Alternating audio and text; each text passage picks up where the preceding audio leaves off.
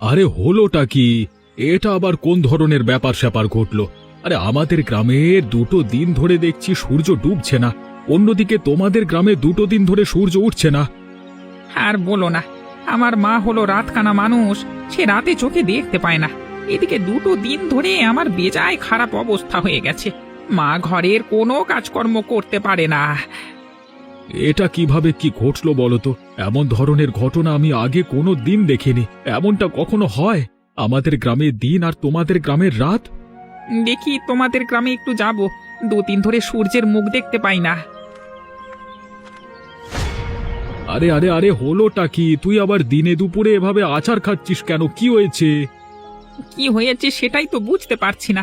আমি তোমাদের গ্রামে প্রবেশ করতে পারছি না তো, কেমন যেন এই মাঝখানে একটা বাধার মতো মনে হলো। এটা আবার কেমন কথা? তাহলে কি আমরা এক গ্রামের মানুষ অন্য গ্রামে প্রবেশ করতে পারবো না? মনে তো হয় না, মনে হচ্ছে 2 গ্রামের মাঝে অদৃশ্য একটা কাঁচের দেওয়াল তৈরি করে দেওয়া হয়েছে। কি যে করব, মাথায় কোনো কাজ করছে না। যা যা যা, তুই বাড়িতে যা, আমিও দেখি কি করা যায়। কোনো উপায় খুঁজে পেলে আমাকে বলিস। ওমা, আর তো ভালো লাগছে না। রাত হচ্ছে না কেন? এত বড় দিন আমি কোনো দিন দেখিনি, আমি ঘুমাতেও পাচ্ছি না। ঘুমোতে পারছিস না মানে? যা ঘরে গিয়ে ঘুমিয়ে থাক। না ঘুমানোর কি আছে এখানে? আমরা কি ঘুমাচ্ছি না? তোর রাত ছাড়া ঘুমাতে কি মজা লাগে নাকি? রাত ছাড়া ঘুমাতে গেলে মনে হয় দিনেই ঘুমিয়ে আছি। এত আলো সহ্য হয় না, এমন হলো কেন মা? কি জানি কার নজর পড়েছে আমাদের গ্রামের উপরে। হয়তো কোনো অভিশাপ লেগেছে। শুনেছি আমাদের পাশের গ্রামে নাকি 2 দিন ধরে রাত। 2 দিন ধরে রাত মানে? তাহলে তো খুব মজা। আমি দিনে এখানে থাকবো আর রাতে গিয়ে ও গ্রামে ঘুমিয়ে থাকবো। হ্যাঁ হয়েছে। তুমি যে কিভাবে ঘুমোবে সেটা জানা নেই। 2 গ্রামের মধ্যে এক অদৃশ্য দেওয়াল রয়েছে। ওই দেওয়াল পেরিয়ে এই গ্রামের মানুষ অন্য গ্রামে বা অন্য গ্রামের মানুষ এই গ্রামে প্রবেশ করতে পারছে না। তাহলে কি হবে মা? আমাদের গ্রামে আর কখনোই কি রাত আসবে না? আমাদের গ্রামটা এমন হয়ে গেল কেন? যদি রাত না হয় তাহলে সূর্যের তাপে আমাদের সম্পূর্ণ গ্রাম ধ্বংস হয়ে যাবে। জানি না রে বাপ, আমাদের কপালে যে কি আছে কে জানে। তবে উপরওয়ালা যা করেন আমাদের ভালোর জন্যই করেন। এদিকে আমার একটুও ভালো লাগছে না, আমি ঘুমাতে পারছি না। 2 দিন ধরে আমার মাথা চক্কর দিচ্ছে, শরীরটা মনে হচ্ছে অসুস্থ হয়ে চলেছে। এই যা তো এখান থেকে ঢং করিস না। এমনিতে আছে এক যন্ত্রণায়, তা অন্যদিকে একের পর এক যন্ত্রণা দিয়েই চলেছে আমাকে। অরেঞ্জ, ও অরেঞ্জ, ওই গেলি তুই? এদিকে আয়, আমাকে একটু বাইরে নিয়ে যা। আমি যে কিছুই দেখতে পাচ্ছি না। আর কত ডাকাডাকি করবে বলো তো মা? তোমার যন্ত্রণায় আমি তো এবার দেখছি শেষ হয়ে যাব। 2 দিন ধরে তুমি আমাকে একটু শান্তি দিচ্ছ না। বুড়া হয়ে গেছি বলে এখন বোঝা হয়ে গেছি, তাই না? যখন আমি সুস্থ ছিলাম তখন তো তোকে লালন পালন করে বড় করেছি। এখন আমাকে বোঝা ভাবছিস? এই তোমার এক কথা, সারা দিন রাত শুধু এই এক কথাই বলো। তুমি চোখে দেখতে পাও না, তুমি চুপচাপ বসে থাকো। তোমার এই এত বাইরে বের হওয়ার কি দরকার? দেখতেই তো পাচ্ছ গ্রাম একটা ঝামেলার মধ্যে আছে। ঝামেলার মধ্যে তুই কি একা আছিস নাকি? গ্রামের অন্যরাও তো আছে। তোর এত সমস্যা কোথায়? হয়েছে তো, এখন আর এমন কথা বলো না। চলো, কোথায় যাবে তুমি? চলো, তোমাকে আমি নিয়ে যাচ্ছি। তারপর রান্না বান্না করতে হবে, তোমাকে খাবার দিতে হবে। যা একটা কাজ করেছেন না আপনি, আপনার জবাব নেই। আপনি এত ভালো একটা কাজ করতে পারবেন আমার কখনো বিশ্বাস হয়নি। আমি তো আগেই বলেছিলাম, আমার শক্তি সম্বন্ধে কখনোই সন্দেহ প্রকাশ করবে না। আমার শক্তি সম্বন্ধে কারোর কোনো ধারণাও নেই। আগে যতটুকু সন্দেহ ছিল এখন তার এক ফোঁটাও নেই। এক গ্রামে দিন অন্য গ্রামে রাত করে রাখা কি মুখের কথা নাকি? বড় বড় সাধুরাও এমন ধরনের কাজ করতে পারে না। এবার বলো, তুমি খুশি হয়েছো কিনা? যদি তুমি খুশি হও তাহলে এবার আমার দক্ষিণাটা আমাকে দিয়ে দিতে পারো। আমি এমনি এমনি ঝুঁকি নিয়ে এত বড় একটা কাজ তো করিনি, তাই না? আরে আপনার টাকা নিয়ে কি আমি পালিয়ে যাচ্ছি নাকি? আমি তো বেশ মজা পাচ্ছি। 2 গ্রামের মানুষ কেমন নাস্তানুবোধ হয়ে গেল। আপনাকে আমি অবশ্যই টাকা দেব, টাকার সাথে বকশিসও দেব। আপনি আমাকে খুশি করে দিয়েছেন। তাহলে তো আর কথাই নেই। ভাগ্যিস আপনার দেখা আমি পেয়েছিলাম, তাই এমন একটা কাজ করবার সৌভাগ্য আমার হলো। না হলে শুধু শুধু এমন কাজ করে কোনো লাভই তো আমি পেতাম না। এই কথাগুলো তো আমার বলা উচিত। আমি চেয়েছিলাম এই 2 গ্রামের মানুষদের সাহায্য করতে। এবার আমি ভালোভাবে সাহায্য করতে পেরেছি আপনার মাধ্যমে। এবার দেখুন ধীরে ধীরে কি হয়। 2টো গ্রাম ধ্বংসস্তূপে পরিণত হবে। দিন ছাড়া রাত কোনোভাবেই সম্ভব নয়। আমি তো চাই, এটাই চাই। এদিনের অপেক্ষাতে কতদিন ধরে ছিলাম। এবার আমি ওদেরকে হাড়ে হাড়ে বোঝাবো দুঃখ কষ্ট কাকে বলে। আমাকে অপমান করার সাহস ওরা আর কোনোদিন পাবে না। আমি চাই এ 2 গ্রামের মাঝে শুধু আমি বেঁচে থাকবো, আর কেউ নয়।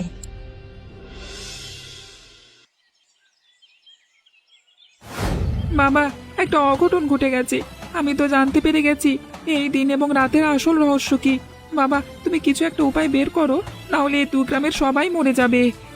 কি হয়েছে? তুই কি জানতে পেরেছিস আমাকে বল। বাবা, ওই যে আমাদের 2 গ্রামের মাঝে একটা বুড়ির ঘর রয়েছে না, যার সাথে 2 গ্রামের কেউ কথা বলে না, এসবের পেছনে বুড়ি আছে। কি বলছিস তুই? তুই যা বলছিস সত্যি বলছিস তো? তুই কিভাবে এত কিছু জানতে পারলি? আমি সত্যি বলছি বাবা। আমি একটু ঘুরতে বেরিয়েছিলাম, দেখলাম বুড়ির ঘর থেকে হাসি শব্দ আসছে। আমি গিয়ে কান পাততেই দেখলাম এক সাধুর সাথে বুড়ি এসব আলোচনা করছিল। বাবা, যা করবা তাড়াতাড়ি করো, সাধু কিন্তু বেশ শক্তিশালী। সবকিছু যখন এভাবে প্রকাশ হয়ে গেল, তাহলে ওই বুড়ি আর নিস্তার পাবে না। ওই বুড়ি আমাদের উপরে জেদ দেখিয়ে আমাদের এমন সর্বনাশ করবার চেষ্টা করছে। কিন্তু কিন্তু ওই বুড়ি এমন কাজ করছে কেন বাবা? আমাদের উপরে বুড়ি কিসের এত রাগ? আর ওই বুড়ির সাথে সবাই কেন কথা বলছে না? সেসব জেনে তোর কাজ নেই। আমি যাচ্ছি, হারেন্দ্রর সাথে কথা বলতে হবে। তারপর ও আর আমি মিলে বুড়ির বাড়িতে যাব। বুড়িকে বোঝানোর চেষ্টা করব, না হলে আর কোনো উপায় খুঁজে পাওয়া যাবে না। যা করবার তাড়াতাড়ি করো বাবা। আমার কিন্তু একদম সুবিধের মনে হলো না ওই সাধুটাকে। সাধু টাকা নিয়ে চলে গেছে। আমার বিশ্বাস ওই সাধু আবার ফিরে আসবে। দেখো বুড়িমা, তোমার সাথে আমরা কিছুই করিনি। যারা করেছে তারা এখন অনেকেই বেঁচে নেই। তবুও তুমি আমাদের উপরে এখনো রেগে আছো কেন? রেগে থাকবো না তো কি? তোরা আমার কোনো কাজে লাগিস? আমি এখানে একা একা থাকি। আমার কত সাহায্যের প্রয়োজন হয়, কেউ আমার সাথে 2 দণ্ড কথা পর্যন্ত বলে না। কথা বলো না, কারণ তুমি রাগারাগি করো। গ্রামের মানুষজন তোমাকে ভয় পায়, সেই কারণে তোমার এদিকটায় কেউ আসেও না। তাই বলে তুমি আমাদের গ্রামের এমন ক্ষতি করবে? এমন ক্ষতি করবে মানে? আমি আবার কি ক্ষতি করলাম? আমি গ্রামের কোনো ক্ষতি করিনি। ক্ষতি তুমি করেছো কিনা করনি তা আমরা ভালোভাবেই জানি। আমরা সমস্ত সত্যিটা জেনে গেছি। দয়া করে তুমি আর অস্বীকার করো না। তোরা কিন্তু আবারও আমাকে অপমান করছিস, আবারও মিথ্যে বদনাম দিচ্ছিস আমাকে। আমি বলছি এর ফল কিন্তু ভালো হবে না। আমি একবার সমস্ত কিছু মেনে নিয়েছি, আর একবার যে মেনে নেব এমনটা ভাবিস না। আর বুড়িমা, তুমি অযথাই রেগে যাচ্ছ। আমরা তো তোমার সাথে এখানে তর্ক করতে আসিনি, তোমার সাথে নিশ্চিন্তে 2টো কথা বলতে এসেছি। দেখো তো গ্রামের অবস্থা। একটি গ্রামে সূর্য উঠছে না, আরেকটি গ্রামে সূর্য ডুবছে না। এমন ধরনের কাহিনী আগে কখনো কেউ দেখেছে? আশ্চর্য, তোরা বারবার একই কথা কেন বলছিস? কি হয়েছে না হয়েছে সে তো আমি দেখতেই পাচ্ছি। আমাকে বলবার কি আছে? আমি এসবের সাথে জড়িত নই। তোরা এখান থেকে চলে যা, চলে যা বলছি। আমাকে একাই থাকতে দে। তুমি একা থাকবে কেন? তোমাকে সবাই ভয় পায় বলে তোমার সাথে কথা বলে না বলে? তা বলে তুমি যে আমাদের গ্রামের বাইরের লোক তা তো নও। আমি আর একটা কথাও শুনতে চাই না। যাবি তোরা এখান থেকে, যাবি? নাহলে এই লাঠি দেখেছিস? এই লাঠি দিয়ে পিটিয়ে তবে তোদেরকে বিদায় করব।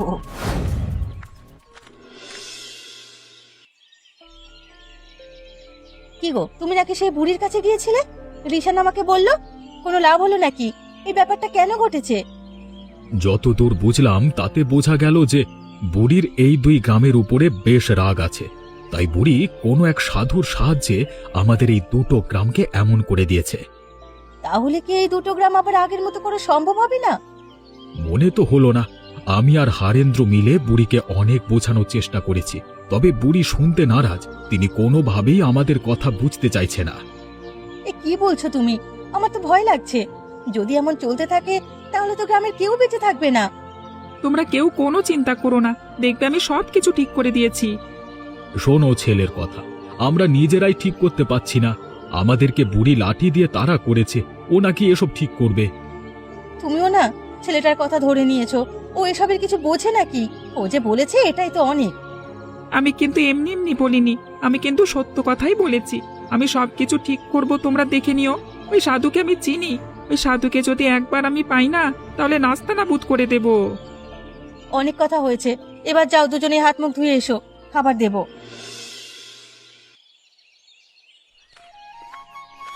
আরে সাধু বাবা যে, আসুন আসুন বসুন। আমি তো আপনার অপেক্ষায় করছিলাম, কত কি ঘটে গেল আপনি তো কিছুই জানেন না। সে কি, আবার কি ঘটে গেল? নতুন কোনো কাহিনী ঘটেছে নাকি? তা নয় তো কি, গ্রামের সবাই জেনে গেছে যে এ কাজ আমি করেছি, তবে আমি অস্বীকার করেছি। সবাই আমার কাছে এসেছিল, আমি তাদের তাড়িয়ে দিয়েছি। ওদের ওই বিপদে পড়া মুখটা দেখে আমার কতই না আনন্দ হচ্ছিল। যাক, তুমি যে অস্বীকার করেছো এটাই অনেক। কিন্তু ওরা যখন সন্দেহ করেছে, কোনো কিছু না জেনে সন্দেহ করেনি। আমাদের কথাবার্তা যে কোনোভাবে অন্য কেউ শুনে নিয়েছে। এ আবার শুনবে? আমার বাড়ির আশেপাশে কেউ আসতেই চায় না, সবাই আমাকে ডাইনি বলে, বলে আমি নাকি কালো জাদু করে বেড়াই। ধীরে ধীরে তোমার মনের সব দুঃখ কষ্ট দূর হয়ে যাবে।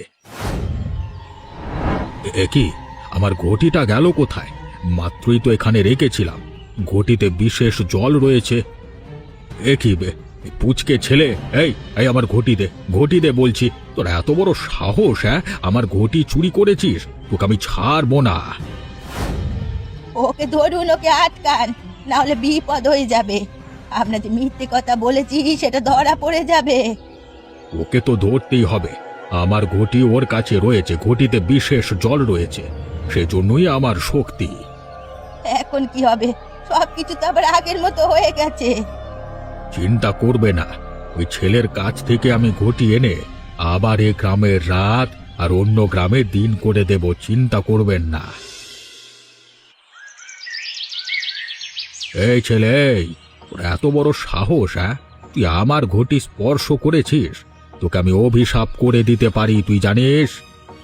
এখন তাতে আমার আর কোনো ভয় নেই। আমি এই দুই গ্রামকে আবার আগের মতো করে দিয়েছি, এই দুই গ্রামের দুশ্চিন্তা দূর করে দিয়েছি। তুই কিভাবে ভাবলি যে এতটুকু ছেলে হয়ে তুই এই সামান্য সমস্যা দূর করতে পারবি? ওই ঘটি আমাকে ফিরিয়ে দে। ও ঘটির জল দিয়ে আমি আবার এই গ্রামের রাত অন্য গ্রামের দিন করে দেব। আমি তো কখনোই হতে দেব না। এই ঘটির জল সব আমি ফেলে দেব, তারপর দেখব আপনি কিভাবে এই কাজ করতে পারেন। আমার সাথে চালাকি করিস না, তাহলে কিন্তু তোর এই কঠিন ফল ভোগ করতে হবে।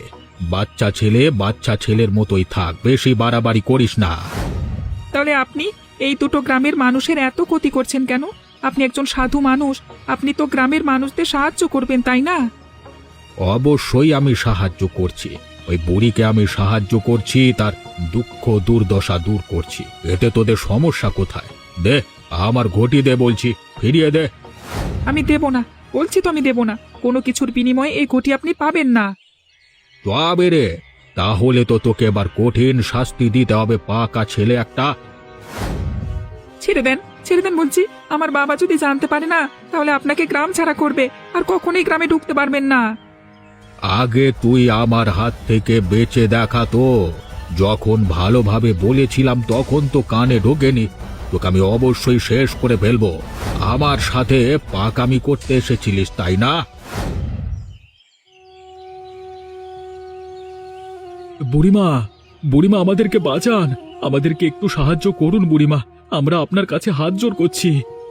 কি হলো কি? আবার কোনো অঘটন ঘটিয়ে এসেছিস? আমি কোনো সাহায্য করতে পারবো না, আমি সাহায্য করার মানুষ নই। তোরা তো আমাকে ডাইনি বলিস আমি কালো জাদু করে বেড়াই। কালো জাদু করলে কারো সাহায্য করব কিভাবে?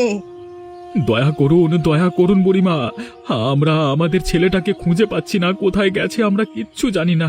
আপনি একটু খুঁজে দেওয়ার চেষ্টা করুন, আমি জানি আপনি জানেন। এখন খুব কষ্ট হচ্ছে তাই না? কিন্তু সেদিন যখন আমি গ্রামে সবার কাছে সাহায্য চেয়েছিলাম আমার ছেলেটার জন্য, তখন তোরা কোথায় ছিলি? তখন তো আমাকে কেউ তোরা সাহায্য করতে এগিয়ে আসিসনি। কেন আমি গরিব বলে? সে কি কথা বলছেন আপনি? আমি ঠিক কথাই বলছি। আমার ছেলেটা অসুস্থ, আমি সবার কাছে সাহায্য চেয়েছিলাম, কেউ আমাকে সাহায্য করেনি। সবাই আমাকে অলক্ষী অপয়া বলে তাড়িয়ে দিয়েছিল। শেষে আমার ছেলেটা মারা গেল। আমি কি কম দুঃখ পেয়েছিলাম? সে সবই তো কিছুই আমরা জানি না। আপনি শুধু শুধু আমাদের উপরে এমন জেদ দেখাচ্ছেন। দয়া করে বলে দিন আমার ছেলেটা কোথায়, আমি আমার ছেলেটাকে ছাড়া বাঁচবো না। বাঁচবি, অবশ্যই বাঁচবি, তোরা সবাই বাঁচবি। শুধুমাত্র বুকের ভিতরে তীব্র যন্ত্রণা নিয়ে বেঁচে থাকবি, যেমন আমি এতকাল ধরে বেঁচে আছি আমার ছেলের স্মৃতিগুলো আঁকড়ে ধরে। আপনি কি মানুষ? একটা ছোট বাচ্চাকে পাওয়া যাচ্ছে না। কোনো অঘটন ঘটে গেলে আপনার ছেলেটার কথা তো একটু মাথায় আনতে পারেন। ওসব আমি পরোয়া করি না। যা, তোদের কপালে যা আছে তাই হবে। আমি কোনো সাহায্য করতে পারবো না, মানে পারবো না। তোরা যা এখান থেকে। হায় হায় রে, আমার কি সর্বনাশ হলো! আমার বাচ্চা, আমার সন্তান, নিশ্চয়ই এটা ওদের কাজ। রিশান, ওঠ বাবা, ওঠ। ওগো, এখন আমার কি হবে? আমার কোলের মালিক, আমার মালিক চলে গেছে, আমাকে ছেড়ে চলে গেছে। রিশান, তুই তুই আমাকে ছেড়ে চলে যেতে পারিস না বাবা, তুই আমাকে ছেড়ে চলে যেতে পারিস না। কথা বল বাবা, কথা বল। আমি তোকে আর বকাবকি করব না, কখনো বকাবকি করব না। তুই যা বলবি তাই হবে। আমাদের একটু কথা শোন। যারা আমার কোল থেকে আমার সন্তানকে কেড়ে নিয়েছে, উপরওয়ালা তাদের বিচার করবে। আমি কাউকে ছাড়বো না, কাউকে রেহাই দেবো না। শান্ত হও গিন্নি। এর প্রতিশোধ আমি নেবই নেব। আমি কাউকে ছাড়ব না। আমার ছোট বাচ্চাটার উপর একটু দয়া মায়া হলো না ওদের? ও এমন কি কাজ করেছিল যার জন্য ওকে এমন শাস্তি পেতে হলো? ও ছোট মানুষ, ওকে এসবের কিছু বোঝে? ওরা কিভাবে পারলো বলো? একটা ছোট বাচ্চাকে হত্যা করতে ওদের বুক একটু কাঁপলো না? ওরা কি মানুষ? আমি আমার এই ছেলের শরীর স্পর্শ করে বলছি, যারা ওরা এমন হাল করেছে তাদের আমি কোনোভাবেই ক্ষমা করব না। তাদের শাস্তি পেতেই হবে। ভাই এখন ওঠো ওঠো, সমস্ত কিছুর ব্যবস্থা করতে হবে। রিশানকে নিয়ে বাড়ির দিকে চলো। বুড়ি, এবার তুমি খুশি হয়েছো তো? তোমার মনের আশা আমি ধীরে ধীরে পূর্ণ করছি। তুমি আমার দিকটা একটু দেখো।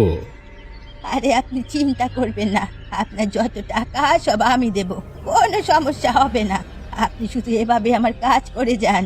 আমি এত খুশি এর আগে কখনো হয়নি। তুমি যদি চাও তাহলে আমি তোমাকে আরো খুশি করতে পারি। অবশ্যই চাই। আমি চাই এই 2 গ্রামের একটা বাচ্চাও না বেঁচে থাকুক। সব মায়ের কোল কালি হোক। ওরা আজকে কান্নাকাটি করছিল, আমার যে এত পৈশাচিক আনন্দ হচ্ছিল কি বলবো। বেশ তো, তাহলে তুমি টাকার জোগাড় করো। আমি একে একে এই 2 গ্রামের সমস্ত ছেলে পুলেদের মেরে ফেলছি। আমি কথা দিচ্ছি, এই 2 গ্রামে একটা ছোট বাচ্চাও বেঁচে থাকবে না। এটাই তো চাই আমি। এই দিনটার অপেক্ষায় তো এতদিন ছিলাম। বাবা, তুই উপরে বসে দেখছিস তো? দেখ, তোর মা তোর মৃত্যুর প্রতিশোধ নিচ্ছে। তোর মায়ের যে কষ্ট হচ্ছিল, সে কষ্ট এখন সবাইকে দিচ্ছে সে। এত খুশি হতে হবে না। আমাদেরকে ধীরে ধীরে সমস্ত কাজ করতে হবে। আজকে থেকে প্রতিদিন রাতে এই 2 গ্রামের একটা করে বাচ্চা নিখোঁজ হবে, এবং সেই নিখোঁজ বাচ্চাকে আমি বলি দেব। এতে তোমারও লাভ, আমারও লাভ, আমার স্বার্থ সিদ্ধি হবে। কোনো সমস্যা নেই, আপনাকে আমি সাহায্য করব প্রতিদিন একটা করে বাচ্চা ধরে দেওয়ার জন্য। প্রয়োজনে আমি ধরে নিয়ে যাব আপনার কাছে। সবাই বলে আমি নাকি ডাইনি। এবার আমি আমার ডাইনির রূপ এদের দেখাবো। তাহলে তো হলোই। তাহলে আমি বলির সমস্ত ব্যবস্থা করছি। প্রতিদিন একটা করে বাচ্চাকে হত্যা করতে হবে। তাহলে আমি আরো আরো শক্তিশালী হয়ে যাব। না না, এভাবে চলতে দেওয়া যায় না। আমি আমার ছেলেকে হারিয়ে ফেলেছি। আমি চাই না গ্রামের অন্য কারোর সন্তান এভাবে হারিয়ে যাক। সন্তান হারানোর যে কি কষ্ট সেটা আমি ভালোভাবেই বুঝতে পারি। কিন্তু এখন আমরা কি করব দাদা? ও সাধু যে বেশ শক্তিশালী, ওর সাথে আমরা কোনোভাবেই পেরে উঠবো না।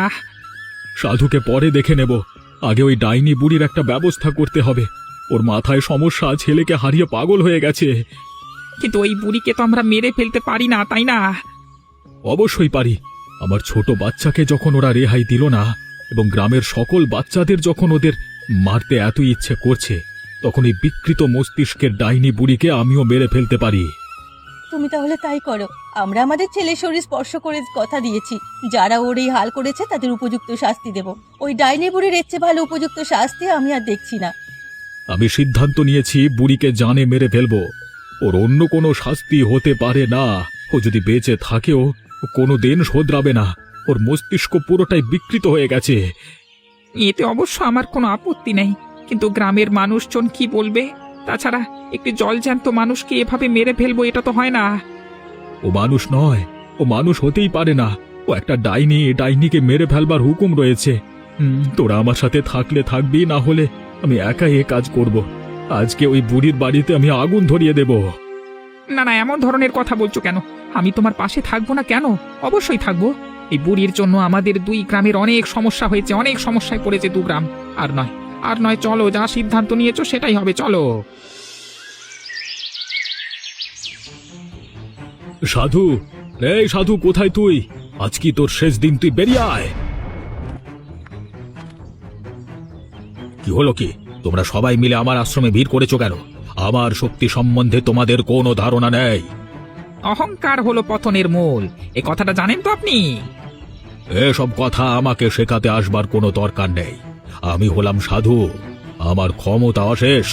আমি চাইলে এখনই তোমাদের সবাইকে জব্দ করতে পারি। তুই জব্দ করবার আগে এটা শুনে নে, ওই বুড়ি পুড়ে মারা গেছে। আর এই যে তুই তোর শক্তিকে টাকার জন্য ভুলভালভাবে ব্যবহার করছিস, এটার শাস্তি এখন তোকে পেতেই হবে। এত বড় কথা, এত সাহস নিয়ে এখানে এসেছিস তোরা? ঠিক আছে, দেখ তাহলে আমার শক্তি কতটুকু। এই যে ঘটি দেখছিস, এই ঘটির জন্যই তো তোর ছেলে মারা গেল। এ ঘটিতে এমন শক্তি আছে যে শক্তি দিয়ে তোদের সবাইকে আমি এখন শায়েস্তা করব। তাই নাকি? দাঁড়া, দেখাচ্ছি মজা।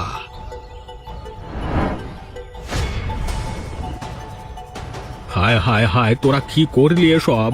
আমার ঘটির জল তো সব পড়ে গেছে। এ ঘটির জলে তো আমার যত শক্তি, এখন আমার কি হবে? এখন যা হওয়ার তা অবশ্যই হবে। অবশেষে আমাদের গ্রামের ওপর থেকে কুদৃষ্টি চলে গেল।